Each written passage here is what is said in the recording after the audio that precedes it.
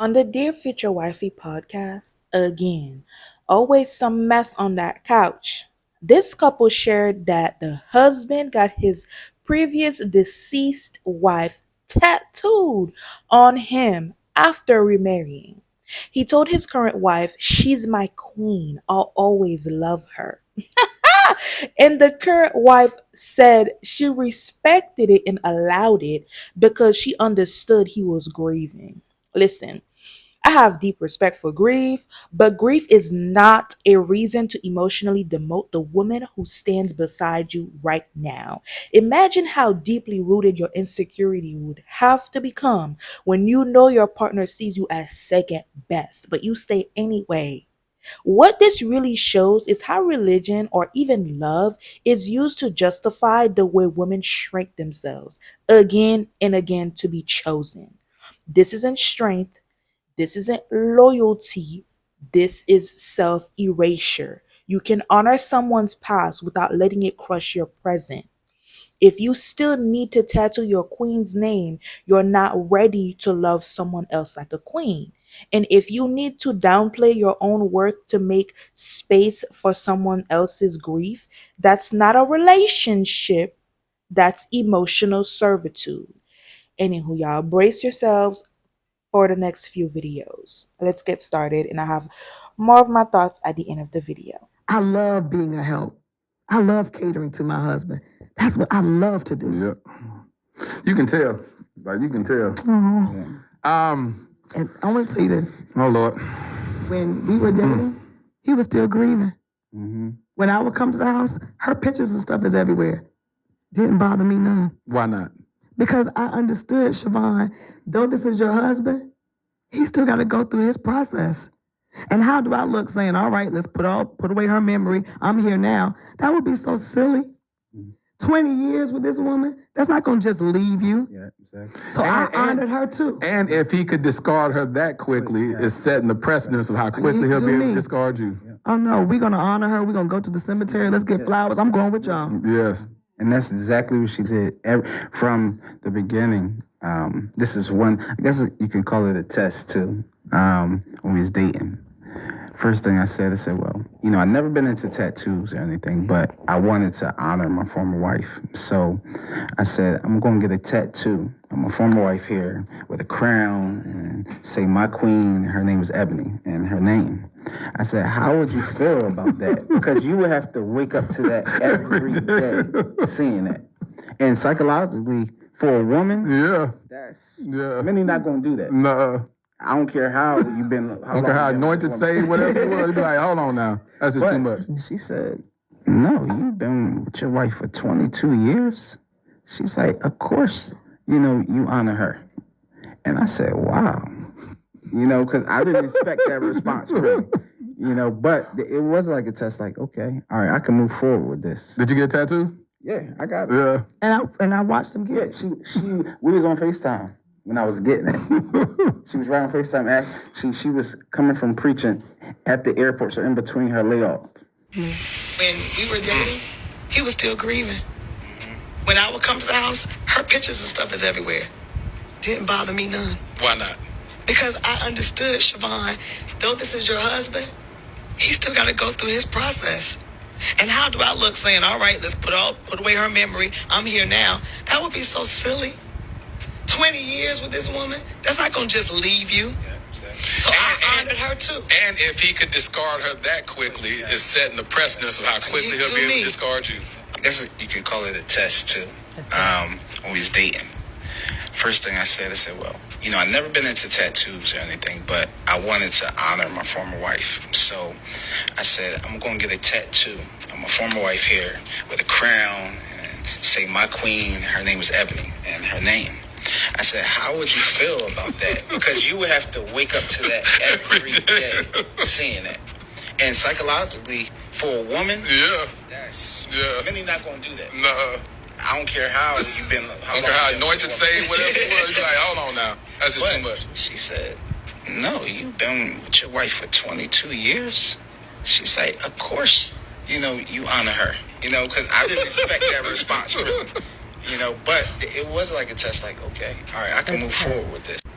I wanted to hop on here really quick and kind of give my perspective of the situation, because I think that I have, I don't know, I would say a bit of a like grown or adult take on it.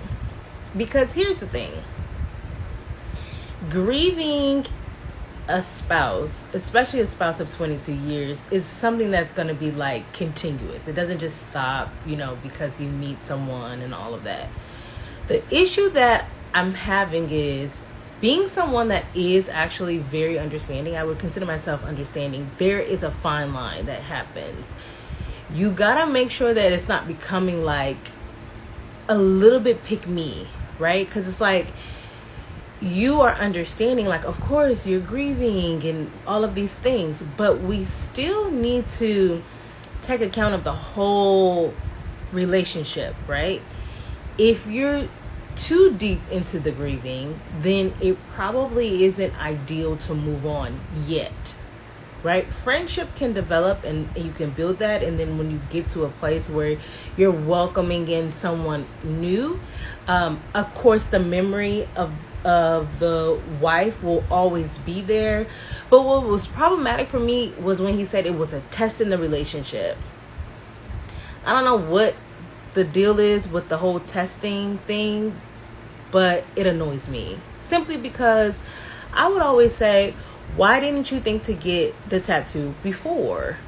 Why all of a sudden you're in this relationship and now you're like, I was trying to test to see how good of a woman she was, if she will allow me to get another woman's name, queen, whatever, tattooed. And if she wasn't okay with it, it would have made it seem like as if she was a bad person, because some people have different feelings about it. I think it's such a weird thing to test someone. Am I tripping?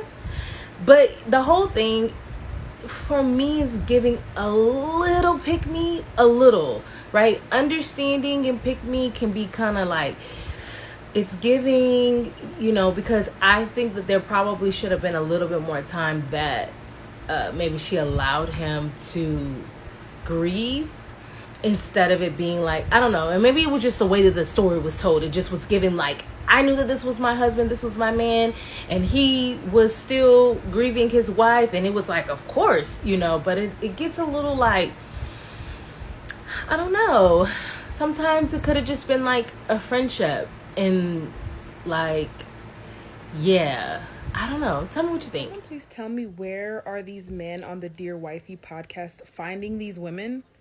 Where are you finding them? And please don't tell me the church. Please don't tell me that. Every single clip I come across, every single interview I come across, it's just a man sitting there embarrassing his wife. Every single time. I just watched a clip where this man said that he got a tattoo of his former wife just to test his future wife, aka his current wife right now. I fear the only way to pass that test is to leave that man. There's no other way. I'm sorry. I'm not sleeping, nor am I waking up next to a man who has another woman's name tatted on his body. If it's not your mom, I don't want to deal with it.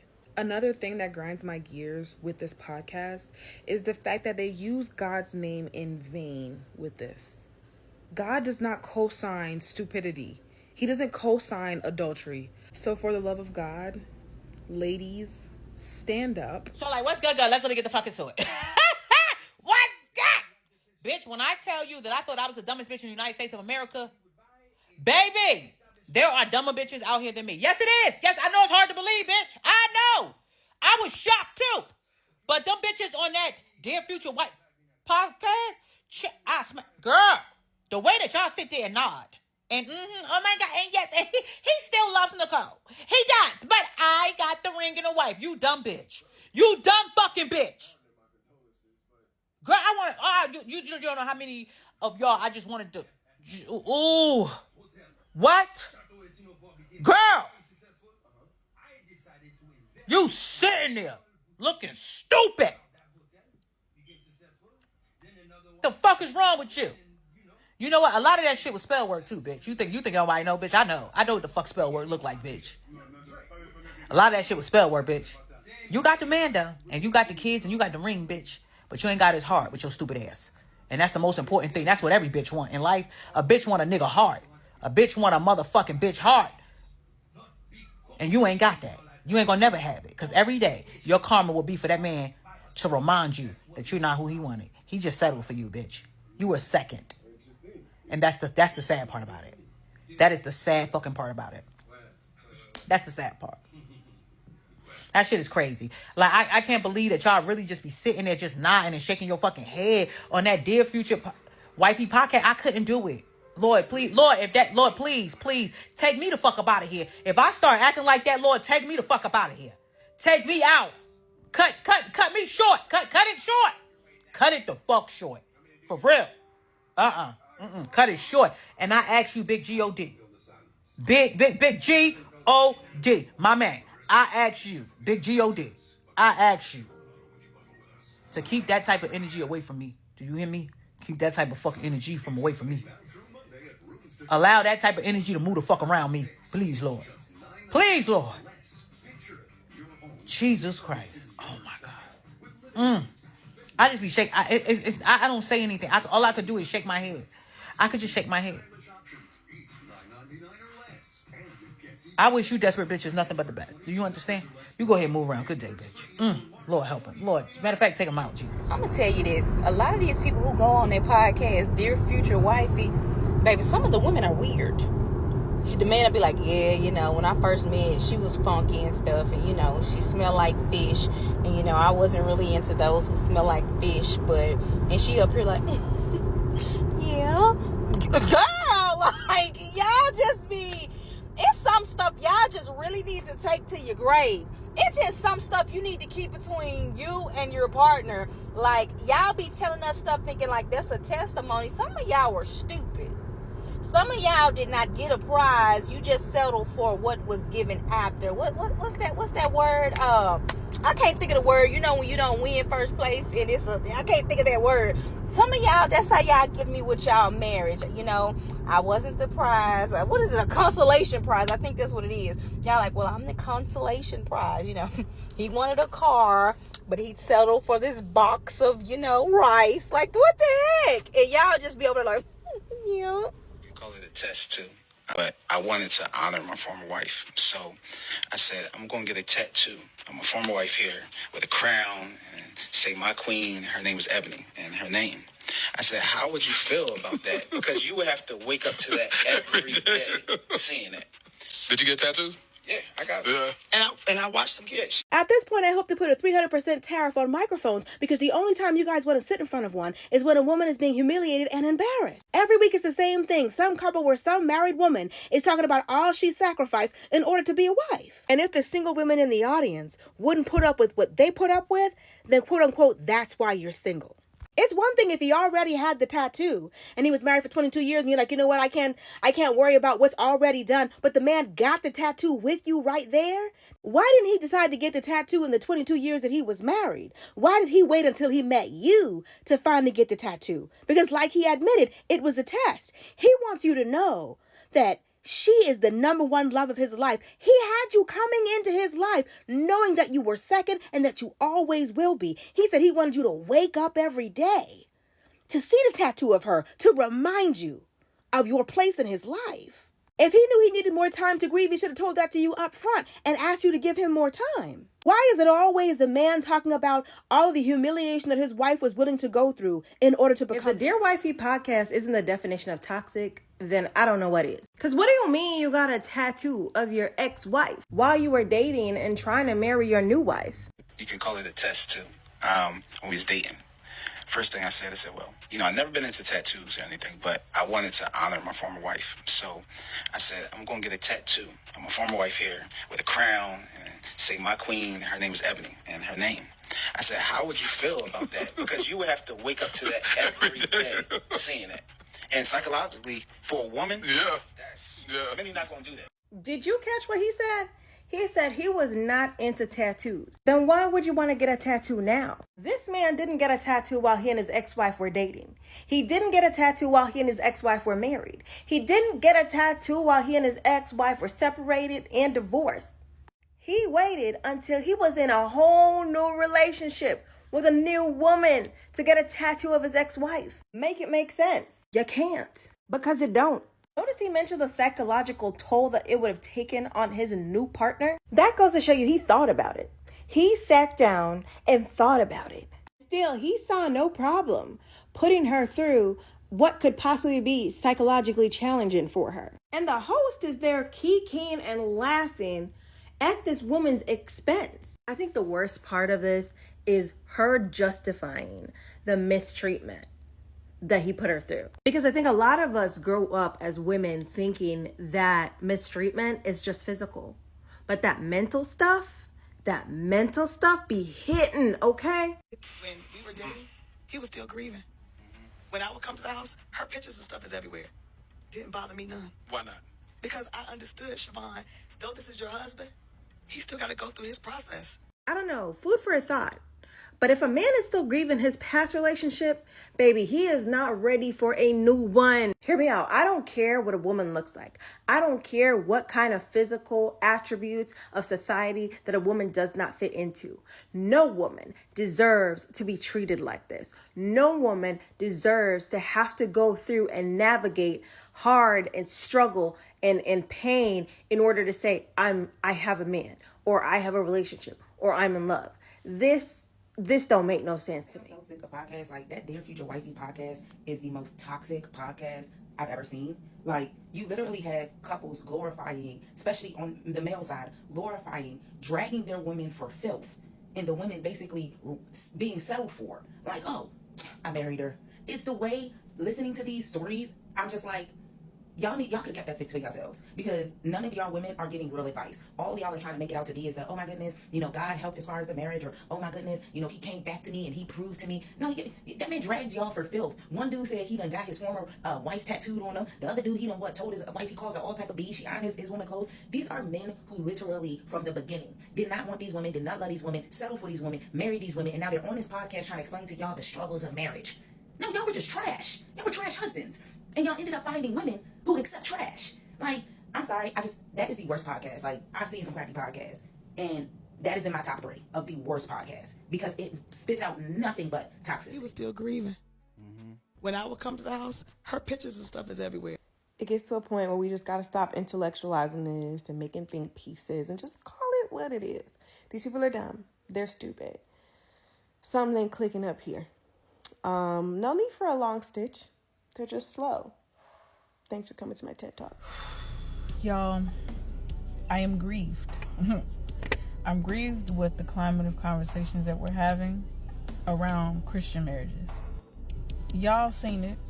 Dear Future Wifey podcast guests. I can't speak on those people's lives. I can't speak to them. I can't, so I'm not. But it is so grieving to know what people accept in the name of religion. Some of the biblical principles people follow when it comes to their marriage is outdated. A lot of what's in the Bible is for us, but not to us. So we have to live it a new way and have some balance and some structure and some self-worth. But I hate seeing the marriages where women deal with so much, and men too, but it's mostly women. Because why are we settling any less for the plans that God has for us? Like, straight up. Why are we in marriages where our spouses don't like us? Or maybe not love us? I think a lot of us missed it and mixed up grace with tolerance. The time has come for those of us on either side of the podcast mics to set aside our differences and come together to defeat the Future Wifey podcast. We doing all this back and forth and arguing when there is clearly a bigger fish to fry. Future Wifey podcast should cease to exist. And one thing that really irks me about attaching virality to money is that people in their desperation for that viral moment or for money are okay with subjecting real life people to embarrassment and online scrutiny. You mean to tell me that you sat across from this Christian couple and watched her husband say in the same room with her how he like 'em long hair, thick, red bone. Whole time his wife is dark skinned. None of what he was talking about. And not only did you think that was a good idea to keep that in your podcast, but you even went as far as to clip it and post that clip to advertise the episode. The same thing can be said for Miss I Iron My Man's Clothes Go Cheat on Me. There's something really sinister about sitting across from a couple and listening to foolishness like this and still agreeing and thinking it's a good idea to post it. We must come together and get this podcast abolished. Thank you so much for making it this far into the video. Yeah, this was my face the whole time I was listening to these people speak on that damn couch. Ladies, please stop accepting less than in the name of love, loyalty, or marriage. You deserve to be first choice, not the emotional runner up. Let me know what you would have done in her place. Because me, I'd have to reevaluate everything. Subscribe with if you're done with women being treated like second best or, even in love. So yeah, thank you so much for making it this far. I will see you guys in the next one.